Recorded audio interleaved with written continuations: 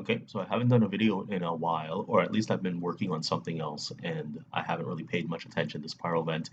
But I saw this article from the CBC just now, and they were talking about Bill 21 in Quebec again, the ban of religious symbols in in civil service. So anybody in a position of authority can't wear overt religious symbols, and that would go against the law. I know they were having issues with how you enforce the law and issues with people complying with the law, institutions complying with the law. So there's lots of stuff going on there, and I don't think that Legault is the right person to be creating this law. I feel like there's some bias there, and a lot of people would say I have bias as well because I actually support the ban. I feel it's important that government not, you know, have neutral representation, and that includes employees wearing, things that are not overtly religious. So I'll read the paragraph that really caught my attention in the CBC article, and it is not merely a dress code, as some who have tried to defend the law have insisted. Wearing open-toed shoes or spaghetti straps at work is not a deeply held religious conviction, nor is it simply a Quebec issue. When state-sponsored discrimination becomes a law anywhere in Canada, it is everyone's business and our national shame. So pretty heavy-handed, and little old me, I have my humble opinion, so I can't go up against the CBC, but I do have my opinion nonetheless. And my response to it was basically, and I'm just going to read what I wrote on Facebook. I only address Muslim women because that's the focus of this bill's critics since it was being talked about. They mainly focus on Muslim women, like that. That's sort of like the linchpin of this bill. That's what they focus on. But I obviously I believe that everybody else should be, under that same law, and the law should be applied equally, obviously.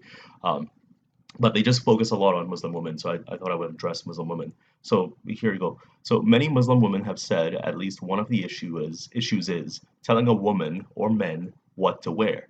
In the case of, let's say, a police uniform, the uniform carries more weight than the Muslim woman's religion. At least I would hope so if I were being arrested for something or depending on police presence for one thing or the other. I would expect religious symbols to have no bearing in decisions in those scenarios and obviously carry less weight than these deeply held beliefs.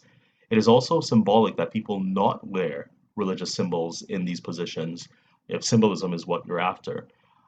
There's also this World Hijab Day phenomenon, which seems to imply that when you put on a hijab, only then you have deeply held religious beliefs, or that the hijab is just comfortable and stylish. It's unclear as to what World Hijab Day tries to show by having women in general, not necessarily Muslim women, wear the hijab as well. Like what is the message there? I mean, do these non-Muslim women wear the hijab and all of a sudden have deeply held religious beliefs? I don't think so.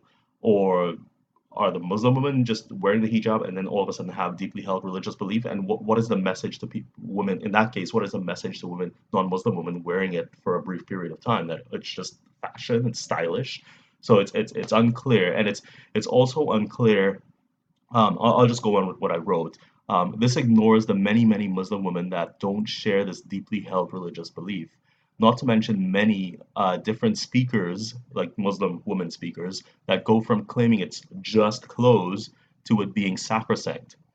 And what about women in general who don't wear the hijab? Are they only slightly evil and whorish? Are we not supposed to address the hijab for what it is now and what it was in the past?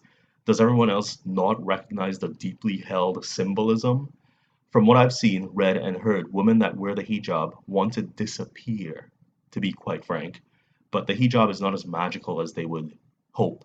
Um, so I'm in all that I've read and seen, I'm confused as to, and this is why I believe you should wear what you want. But I mean, when it comes to the civil service, I believe that there should be limits. I also feel like there's definitions that get blurry, and that this bill has been under scrutiny for blurry definitions this whole time, in terms of enforceability and what is, and what my question is, what is a religious symbol, and where's the line being drawn? Um, Obviously, I think there's a matter of security. If like a police officer can't wear a burqa. I mean, obviously, I mean there's other riot gear and things like that, but whatever. But I honestly believe that Muslim women are very confused and I'm not making this up. I've seen Muslim women talk about the hijab and the burqa and the niqab or whatever in widely different ways. Like, 1 second it's like deeply held religious belief, and the next second it's just a scarf. Like, what's the big deal?